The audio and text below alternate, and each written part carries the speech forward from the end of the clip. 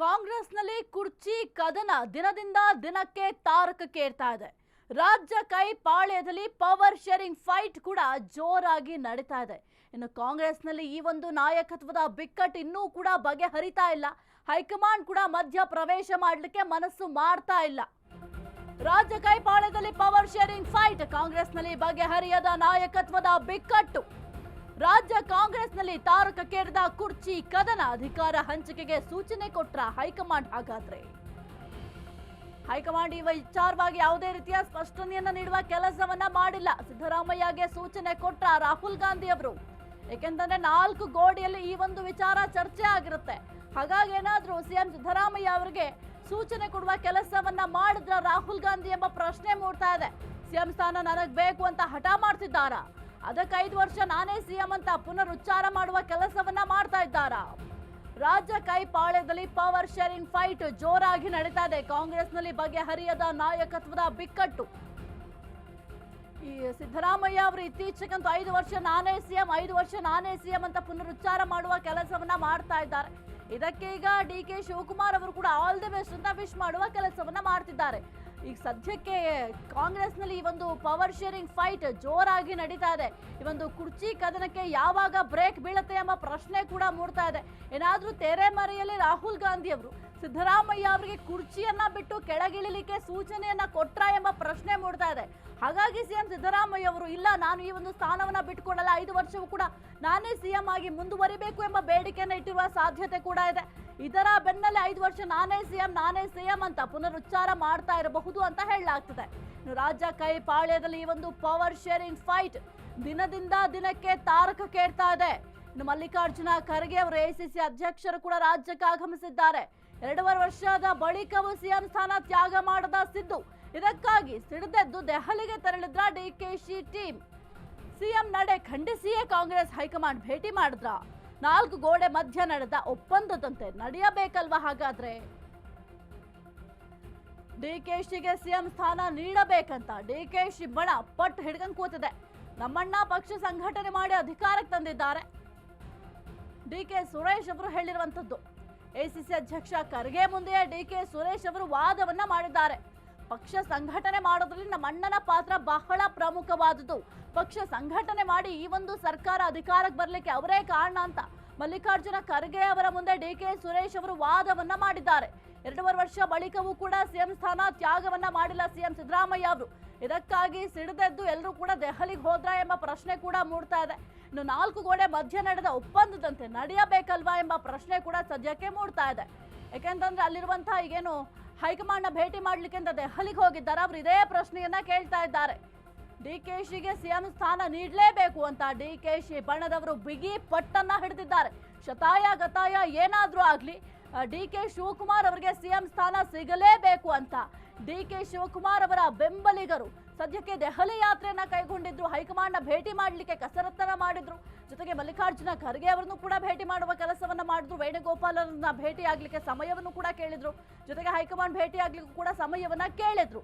ಬಹಳ ಕಸರತ್ತನ್ನ ಮಾಡ್ತಾ ಇದ್ದಾರೆ. ಏನೇ ಆಗ್ಲಿ ಡಿ.ಕೆ. ಶಿವಕುಮಾರ್ ಅವರಿಗೆ ಸಿಎಂ ಸ್ಥಾನ ಸಿಗಲೇಬೇಕು ಅಂತ ಒಂದು ಕಡೆ ಡಿ.ಕೆ. ಶಿವಕುಮಾರ್ ಅವರ ಬೆಂಬಲಿಗರು ಪ್ರಯತ್ನವನ್ನ ಮಾಡ್ತಾ ಇದ್ರೆ, ಮತ್ತೊಂದು ಕಡೆ ಸಿಎಂ ಸಿದ್ದರಾಮಯ್ಯ ಅವರ ಆಪ್ತ ವಲಯದವರು ಕೂಡ ಸಭೆಗಳನ್ನ ಮಾಡ್ತಾ ಇದ್ದಾರೆ, ಚರ್ಚೆಯನ್ನ ಮಾಡ್ತಾ ಇದ್ದಾರೆ, ಡಿನ್ನರ್ ಮೀಟಿಂಗ್ ಗಳನ್ನ ಮಾಡ್ತಾ ಇದ್ದಾರೆ. ಅದು ಕೂಡ ನೀವು ಗಮನಿಸಬಹುದು. ಮೊನ್ನೆ ಡಿನ್ನರ್ ಮೀಟಿಂಗ್ ಅನ್ನ ಮಾಡಿದ್ರು ಸಿಎಂ ಆಪ್ತ ವಲಯದವರು. 1 ಗಂಟೆಗಳ ಕಾಲ ಚರ್ಚೆಯನ್ನ ಮಾಡುವ ಕೆಲಸವನ್ನ ಮಾಡಿದ್ರು. ಇನ್ನು ಹೈಕಮಾಂಡ್ ಮಧ್ಯ ಪ್ರವೇಶ ಮಾಡಲೇಬೇಕು ಅಂತ ಸದ್ಯಕ್ಕೆ ಡಿ.ಕೆ. ಬ್ರದರ್ಸ್ ಪಟ್ಟು ಹಿಡಿದಿದ್ದಾರೆ. ಈಗಲಾದ್ರೂ ಹೈಕಮಾಂಡ್ ಮಧ್ಯ ಪ್ರವೇಶ ಮಾಡುತ್ತಾ ಅಂತ ನೋಡ್ಬೇಕಾಗತ್ತೆ. 2.5 ವರ್ಷ ಬಳಿಕವೂ ಕೂಡ ಸಿಎಂ ಸ್ಥಾನವನ್ನ ತ್ಯಾಗ ಮಾಡ್ತಾ ಇಲ್ಲ ಸಿಎಂ ಸಿದ್ದರಾಮಯ್ಯ ಅವರು.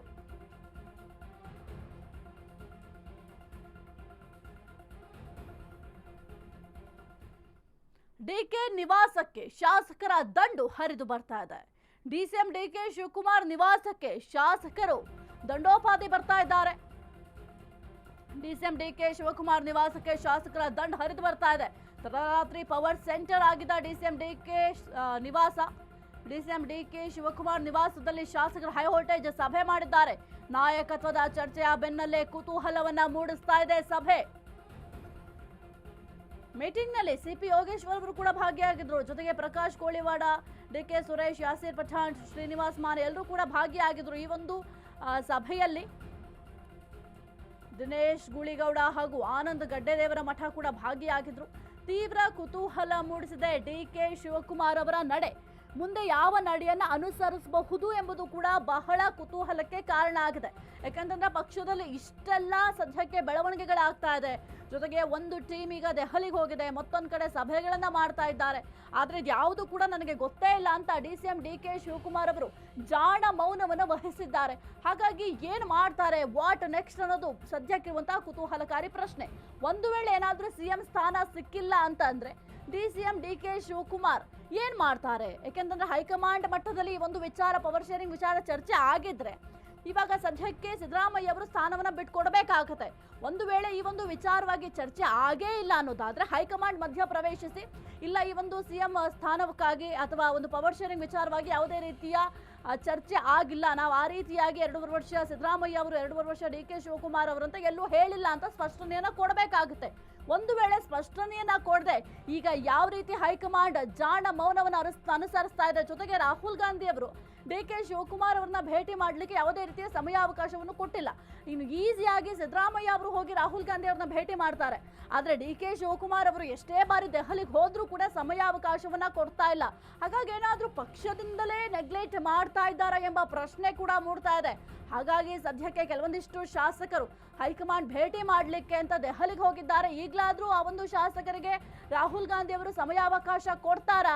ಈ ಒಂದು ವಿಚಾರ ಎಲ್ಲಿಗೆ ಹೋಗಿ ಮುಟ್ಟುತ್ತೆ, ಏನಾಗುತ್ತೆ ಅಂತ ನೋಡ್ಬೇಕಾಗುತ್ತೆ ಮುಂದಿನ ದಿನಗಳಲ್ಲಿ. ಇದೆಲ್ಲದಕ್ಕೂ ಕೂಡ ಬ್ರೇಕ್ ಹಾಕ್ಬೇಕಂದ್ರೆ ಹೈಕಮಾಂಡ್ ಮಧ್ಯ ಪ್ರವೇಶ ಮಾಡಲೇಬೇಕು. ಈ ಒಂದು ವಿಚಾರವಾಗಿ ಸ್ಪಷ್ಟನೆಯನ್ನ ಕೊಡ್ಲೇಬೇಕಾಗತ್ತೆ. ಮತ್ತೆ ದೇವರ ಮೊರೆ ಹೋದ ಡಿಕೆ. ಸಿಎಂ ಸ್ಥಾನಕ್ಕಾಗಿ ದೇವರ ಮೊರೆ ಹೋದ್ರ ಡಿಸಿಎಂ ಡಿಕೆ ಶಿವಕುಮಾರ್ ಅವರು ಎಂಬ ಪ್ರಶ್ನೆ ಮೂಡ್ತಾ ಇದೆ. ಜೇನುಕಲ್ಲು ಸಿದ್ದೇಶ್ವರ ಪಲ್ಲಕ್ಕಿಯೇ ಡಿಕೆಶಿ ನಿವಾಸಕ್ಕೆ ತರಿಸಲಾಗಿದೆ. ಸಿಎಂ ಸ್ಥಾನಕ್ಕಾಗಿ ದೇವರ ಮೊರೆ ಹೋದ್ರ ಡಿಸಿಎಂ, ಜೇನುಕಲ್ಲು ಸಿದ್ದೇಶ್ವರ ಪಲ್ಲಕ್ಕಿಯೇ ಡಿಕೆಶಿ ನಿವಾಸಕ್ಕೆ.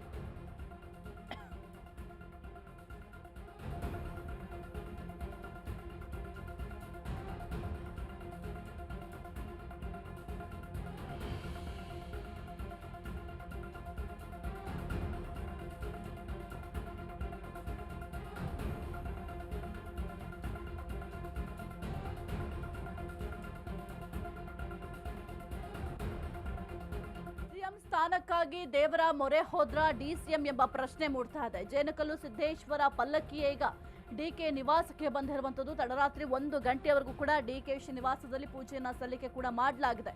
ಸಿದ್ದೇಶ್ವರ ಉತ್ಸವ ಮೂರ್ತಿ ಪಲ್ಲಕ್ಕಿಗೆ ವಿಶೇಷ ಪೂಜೆಯನ್ನ ಸಲ್ಲಿಕೆ ಮಾಡಿದ್ದಾರೆ.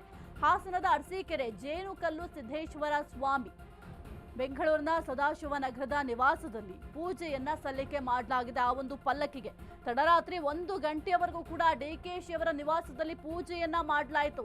ಇನ್ನು ಡಿಸಿಎಂ ಡಿಕೆ ಶಿವಕುಮಾರ್ ಅವರು ಏನಾದ್ರೂ ಅವರ ಮನಸ್ಸಿಗೆ ಅಥವಾ ಸ್ವಲ್ಪ ನೋವಾಗ್ತಾ ಇದೆ ಅಥವಾ ಏನಾದ್ರೂ ಅವರ ಜೀವನದಲ್ಲಿ ಏರುಪೇರು ಆಗ್ತಾ ಇದೆ ಅಂದಾಕ್ಷಣ ಮೊದಲಿಗೆ ಅವರು ದೇವರ ಮೊರೆ ಹೋಗ್ತಾರೆ. ಈಗಿನಿಂದ ಅದು ಅವರು ಫಾಲೋ ಮಾಡ್ತಾ ಬರ್ತಾ ಇಲ್ಲ, ಸುಮಾರು ವರ್ಷಗಳಿಂದಲೂ ಕೂಡ ಇದನ್ನು ಅಭ್ಯಾಸ ಮಾಡ್ಕೊಂಡಿದ್ದಾರೆ. ಸುಮಾರು ವರ್ಷಗಳಿಂದಲೂ ಕೂಡ ಫಾಲೋ ಮಾಡ್ತಾ ಬರ್ತಾ ಇದ್ದಾರೆ. ಈಗಲೂ ಕೂಡ ಈ ಒಂದು ಪವರ್ ಶೇರಿಂಗ್ ವಿಚಾರ ಕಾಂಗ್ರೆಸ್ನಲ್ಲಿ ಬಹಳ ಚರ್ಚೆ ಆಗ್ತಾ ಇದೆ. ಇದರ ಬೆನ್ನಲ್ಲೇ ತಡರಾತ್ರಿ 1 ಗಂಟೆವರೆಗೂ ಕೂಡ ಡಿಕೆಶಿ ನಿವಾಸದಲ್ಲಿ ಪೂಜೆಯನ್ನ ಮಾಡಲಾಗಿದೆ. ಪೀಠದ ಮುಂದೆ ಅಪ್ಪಣೆ ಕೇಳಿದ ಡಿಕೆಶಿ, ಡಿಕೆ ಸುರೇಶ್ ವಿಶೇಷ ಪೂಜೆ ಪ್ರಾರ್ಥನೆಯನ್ನ ಡಿಕೆ ಸಹೋದರರು ಸಲ್ಲಿಸಿದ್ದಾರೆ. ಇಷ್ಟಾರ್ಥ ಸಿದ್ಧಿಗಾಗಿ ಪೀಠದ ಅಪ್ಪಣೆಯನ್ನ ಕೇಳಿ ಪೂಜೆಯನ್ನ ಸಲ್ಲಿಕೆ ಮಾಡಿದ್ದಾರೆ. ಕೆಲ ತಿಂಗಳ ಹಿಂದೆ ದೇಗುಲಕ್ಕೆ ಡಿಸಿಎಂ ಭೇಟಿಯನ್ನ ಕೊಟ್ಟಿದ್ರು. ಈ ಹಿಂದೆ ಇದೇ ದೇಗುಲಕ್ಕೆ ಬಿಎಸ್ವೈ ಭೇಟಿ ನೀಡಿದ್ರು. ಭೇಟಿಯ ಬಳಿಕ ಯಡಿಯೂರಪ್ಪಗೆ ಸಿಎಂ ಸ್ಥಾನ ಒಲಿದಿತ್ತು. ಯಡಿಯೂರಪ್ಪ ಅವರು ಕೂಡ ಒಂದು ದೇವಸ್ಥಾನಕ್ಕೆ ಭೇಟಿಯನ್ನ ಕೊಟ್ಟಿದ್ರಂತೆ. ಅದಾದ ನಂತರ ಯಡಿಯೂರಪ್ಪ ಅವರಿಗೆ ಸಿಎಂ ಸ್ಥಾನ ಒಲಿದಿತ್ತಂತೆ. ಈಗ ಅದೇ ದೇವರ ಮೊರೆ ಹೋಗಿದ್ದಾರೆ ಡಿಕೆ ಶಿವಕುಮಾರ್. ನಾಯಕತ್ವ ಚರ್ಚೆ ಬೆನ್ನಲ್ಲೇ ಮತ್ತೆ ಡಿಕೆಶಿ ದೇವರ ಮೊರೆ ಹೋಗಿದ್ದಾರೆ. ಪೀಠದ ಮುಂದೆ ಅಪ್ಪಣೆಯನ್ನ ಕೇಳುವ ಕೆಲಸವನ್ನ ಡಿಕೆ ಬ್ರದರ್ಸ್ ಮಾಡಿದ್ದಾರೆ. ತಡರಾತ್ರಿ 1 ಗಂಟೆವರೆಗೂ ಕೂಡ ವಿಶೇಷ ಪೂಜೆಯನ್ನ ಸಲ್ಲಿಕೆ ಮಾಡಿದ್ದಾರೆ. ದೇವರ ಪ್ರಾರ್ಥನೆಯನ್ನ ಮಾಡಿದ್ದಾರೆ. ಏನದು ಪಲ್ಲಕ್ಕಿ ಇದೆ, ಪಲ್ಲಕ್ಕಿಗೆ ವಿಶೇಷ ಪೂಜೆಯನ್ನ ಸಲ್ಲಿಕೆ ಮಾಡುವ ಕೆಲಸವನ್ನ ಮಾಡಿದ್ದಾರೆ. ಜೇನುಕಲ್ಲು ಪಲ್ಲಕ್ಕಿ ಇಷ್ಟಾರ್ಥ ಸಿದ್ಧಿಗಾಗಿ ಪೀಠದ ಅಪ್ಪಣೆಯನ್ನ ಕೇಳಿ ಪೂಜೆಯನ್ನ ಸಲ್ಲಿಕೆ ಮಾಡಿದ್ದಾರೆ. ಕೆಲ ತಿಂಗಳ ಹಿಂದೆ ದೇಗುಲಕ್ಕೆ ಡಿಸಿಎಂ ಡಿಕೆ ಶಿವಕುಮಾರ್ ಅವರು ಭೇಟಿ ನೀಡುವ ಕೆಲಸವನ್ನು ಕೂಡ ಮಾಡಿದ್ರು. ಈ ಒಂದು ದೇವಸ್ಥಾನಕ್ಕೆ ಯಡಿಯೂರಪ್ಪ ಅವರು ಕೂಡ ಭೇಟಿ ಕೊಟ್ಟಿದ್ರಂತೆ. ಭೇಟಿ ನೀಡಿದ ನಂತರ ಸಿಎಂ ಸ್ಥಾನ ಒಲಿದಿತ್ತಂತೆ.